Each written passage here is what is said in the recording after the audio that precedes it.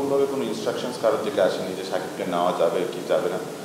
আমার কাছে মনে হয় যে এটা একটা টিম ডিসিশন ছিল এবং টিম ম্যানেজমেন্টের ডিসিশন ছিল।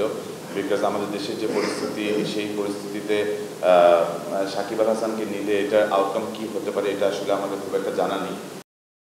রংপুর রাইডার্স চেয়েও সাকিব আল হাসানকে দলে রাখতে পারেনি, কিন্তু নিয়তি তাকে ঠিকই নিয়ে গেল জিএসএল এর মঞ্চে। গায়ানায় অনুষ্ঠিত হতে যাওয়া $1 মিলিয়ন টুর্নামেন্টের জন্য সাকিব আল হাসানকে দলে ভিড়িয়েছে ইন্টারন্যাশনাল লিগ টি-20-র বর্তমান চ্যাম্পিয়ন দুবাই ক্যাপিটালস। নিজেদের সামাজিক মাধ্যমে বিষয়টি নিশ্চিত করেছে ফ্র্যাঞ্চাইজিটি। অবশ্য গ্লোবাল সুপার লিগে সাকিবের খেলার সুযোগ হচ্ছে প্রোটিয়া স্পিনার কেশব মহারাজ ইনজুরিতে পড়ায়। তার বদলি হিসেবেই সাকিবকে দলে নিয়েছে ফ্র্যাঞ্চাইজিটি।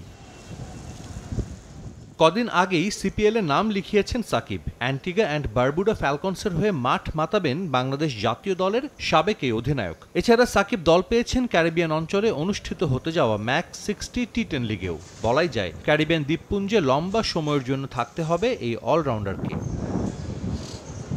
গেল মে মাসে সবশেষ মাঠে দেখা গিয়েছে সাকিবকে। পাকিস্তান সুপার লিগে খেলেছেন লাহোর কালান্দার্সের হয়ে। 3 ম্যাচে তুলে নিয়েছিলেন 1 উইকেট। পিএসএল শিরোপাও জিতেছিল লাহোর, যদিও এর আগে লম্বা সময় মাঠের বাইরে থাকতে হয়েছিল এই অলরাউন্ডারকে। বোলিং অ্যাকশন নিষেধাজ্ঞার জন্য বেশ কিছু ফ্র্যাঞ্চাইজি লিগে খেলার সুযোগ হারান বাংলাদেশের সাবেক এই অধিনায়ক।